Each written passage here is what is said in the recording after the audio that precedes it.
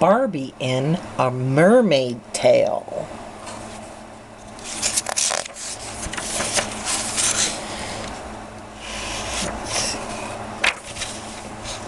She's the queen of the waves, the crowd cheered from the shore.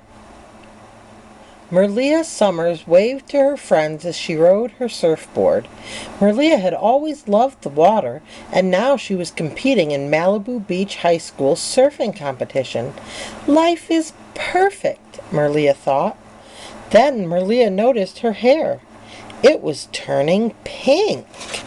Shocked by the change, she dove off her surfboard. As she examined her strange new hair color, Merlia suddenly realized that she was breathing underwater.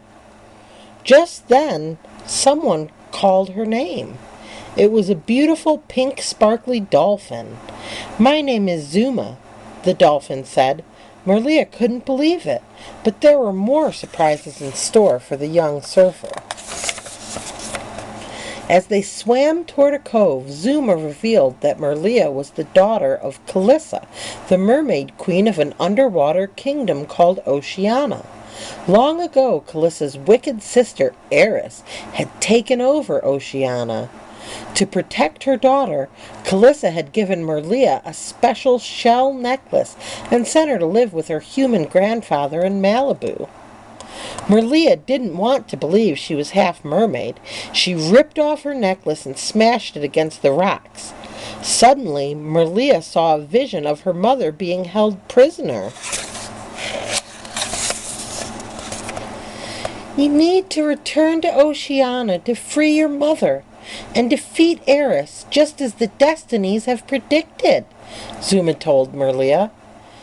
"Maybe my mother can help me get my normal life back," the young surfer thought.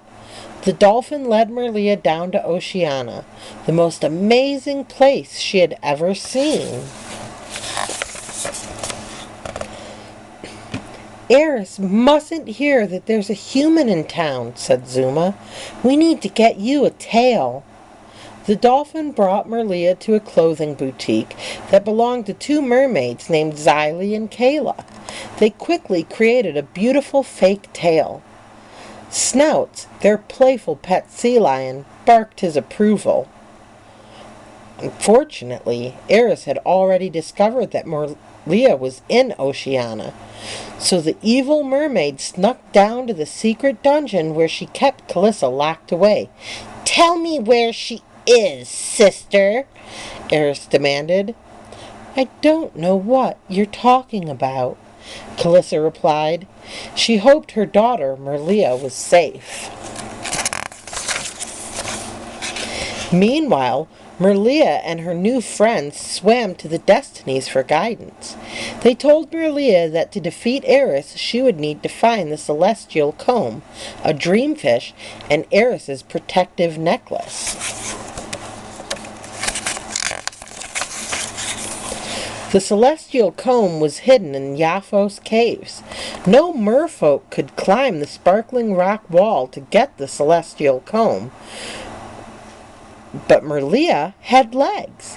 She quickly scaled the wall and grabbed the comb. "I've got it!" she cried triumphantly. Next, Merlia had to find a dreamfish in the Andanato Current. The current was very strong, and no one could swim through it, but Merlia knew she could surf through it on a giant shell. The dreamfish were very impressed with Merlia's surfing. One young dreamfish promised to grant a wish for her. "Call me when you need me, and I will come," he said. The last thing Merlia needed to defeat Eris was Eris's necklace. Unfortunately, the evil mermaid wore it all the time. So Merlia came up with a plan. Merlia, Xylee, and Kayla decided to dance to distract the queen at the daily festival honoring Eris. "She's the queen of the waves," sang the girls. While Eris was enjoying the show, Merlia saw her chance. She snatched the necklace. The evil mermaid ordered her Manashark guards to capture Merlia. When they rushed after her, the manna sharks tore Merlia's fake tail. "You!" Eris cried. Realizing that Merlia was Kalissa's daughter, Eris quickly trapped her in a churning whirlpool. As Merlia swirled helplessly in the whirlpool, she called to the little dreamfish. He magically appeared and offered to return her to Malibu. Merlia was tempted to accept and go back to her old life, but her mother and Oceana still needed her help, so she decided to stay. All of a sudden, Merlia's legs transformed into a sparkly mermaid tail. Merlia smiled and leapt out of the whirlpool. "Get her!" Eris ordered her guards. "Wait!" Merlia cried. "You don't have to listen to her. I'm the rightful heir to the throne. I have the celestial comb." Furious, Eris tried to push Merlia back into the whirlpool, but Merlia swam out of the way just in time. Eris was sucked into the swirling water and transported to the deepest, darkest trench. "Hooray!" the crowd shouted. Oceana was saved. Kalissa was freed from the dungeon and became queen again.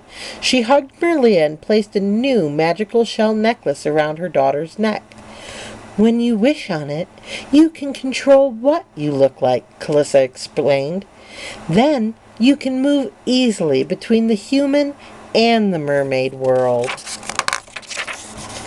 Back in Malibu, Merlia rode a monster wave with her friends.